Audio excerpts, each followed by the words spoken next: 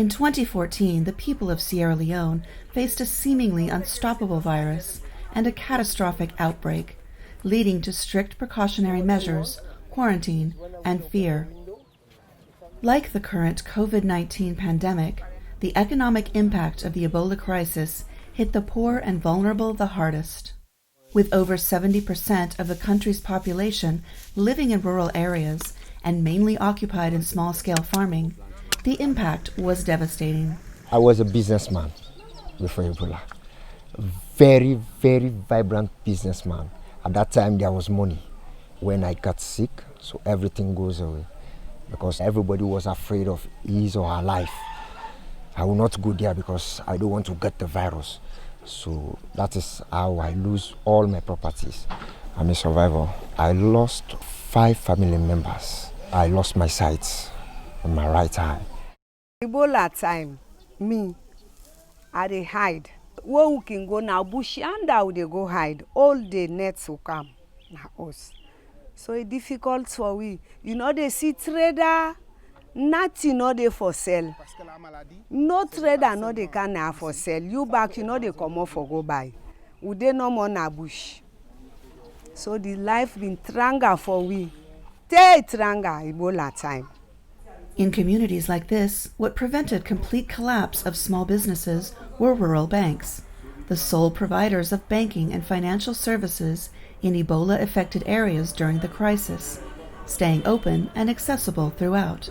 IFAD saw the need to actually establish rural financial institutions that will create the opportunity for the rural poor people to access loans, and through that, they'll be employed, get their regular incomes, and improve upon the overall quality of life of those rural communities.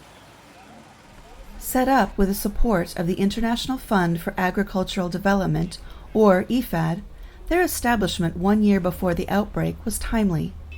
They helped during the crisis, but also with the renewal of the rural economy. This is a network of rural finance services that is providing a lot of the financial infrastructure in the rural areas, and also one of the only services that were really working during the Ebola crisis in 2014-2015. By increasing the reach of rural finance, even in remote areas, over 200,000 households benefited from these initiatives. Where they loan you 500, you dey pay am for a period of 6 months. The money would they pay agriculture machine them plow for we. The halfway they left, I they pay for me pikin at school. Me pikin I get boku pikin them. Where they go school. Really, this is what we call a community bank. The bank is not for those that has money. It's for us. Teach us how to save, how to make your future brighter. There's a lot. Abdul is now able to invest money in shares in the bank as he makes plans for his and his family's future.